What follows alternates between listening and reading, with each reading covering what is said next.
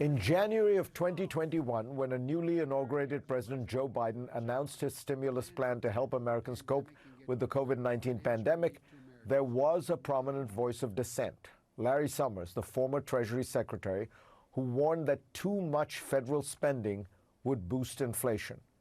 But Biden signed the American Rescue Plan into law in March of 2021, and within months, inflation took off, peaking at 9% in June of 2022, up from 1.4% in January of 2021. It wasn't entirely Biden's fault, but anger over inflation is one reason Kamala Harris is believed to have lost the election to Donald Trump. So perhaps Trump's transition team ought to listen to Summers, who is now warning that Trump's proposed economic agenda could cause an inflation shock that would outstrip anything we've seen in recent years. Joining me now to discuss all this is Larry Summers. First, let me ask you, Larry, there are people sympathetic to Trump who may or may not be in part of the administration in the future who have been vociferously arguing that the kind of analysis you're making is all wrong because look at the stock market. Look at the stock market after Trump's election. It's booming. Clearly, everybody thinks that America is going to do very well. The dollar is strong. What do you make of market signals after the election?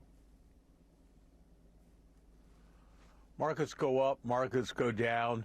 Their record in predicting inflations isn't very good. I think it's much better to just look at the facts and the policies, and I don't know what's going to happen, and it's a very complicated process.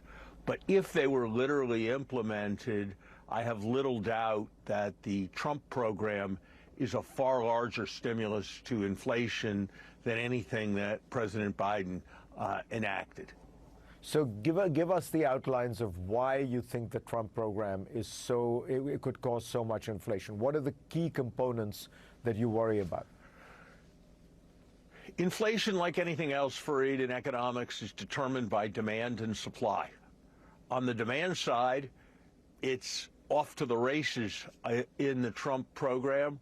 They're going to substantially bloat the budget deficit by enacting and continuing all the tax cuts and a lot of new ones, by abandoning the independence of the Fed and pushing it to pursue looser policies, and, of course, very importantly, by trashing the dollar and hoping for a lower dollar. All of that is on the demand side. That's probably larger or as large as anything that President Biden did.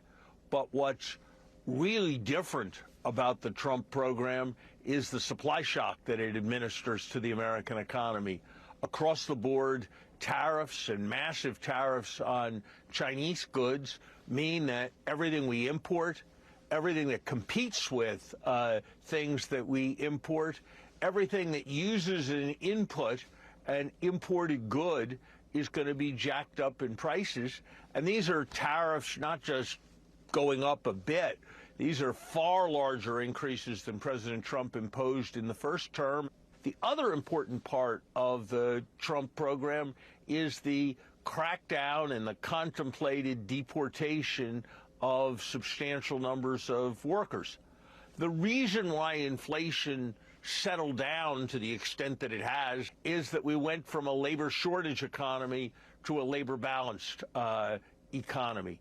But if you start deporting millions of workers, which is what the president keeps talking about, that's going to create labor shortages, and labor shortages particularly in industries that are sensitive, like agriculture, which determines food prices, like new home construction, which has a lot to do with house prices. So supply side, big upward shock.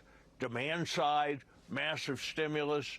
Collision, the result's going to be higher prices and an inflation dynamic, and that's going to permeate into the psychology. So tell me also, do you worry that this is going to be an administration where, favored businesses do well, businesses that are not favored don't? I noticed, Elon Musk's stock price, the Tesla stock price, has gone up 40% since Trump got elected. Nothing economically has changed about Tesla. The assumption is that he will get some kind of favorable deal, or what? I think you get to a really crucial issue on what you might call rules-based market economy versus a deals-based market economy. You know, if you look in the United States, our stock market valuations for a given company or a given flow of cash are higher than they are almost any other place in the world. And that's because people rely on our legal system. They rely on the rule of law, the security of property rights, the enforcement of contracts. And if we start doing all kinds of special ad hoc deals for and against companies, we're going to put that at risk. And so I very much hope that's not a direction that the new administration seeks to pursue. I think we probably have had in the past too much interference in the specific rules of capitalism, and I hope that's something that we will avoid going forward. Larry Summers, always good to talk to you. Thanks.